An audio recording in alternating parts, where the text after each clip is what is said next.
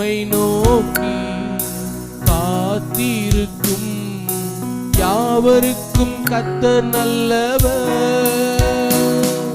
தம்மை நோக்கி காத்திருக்கும் யாவருக்கும் கர்த்தர் நல்லவர்.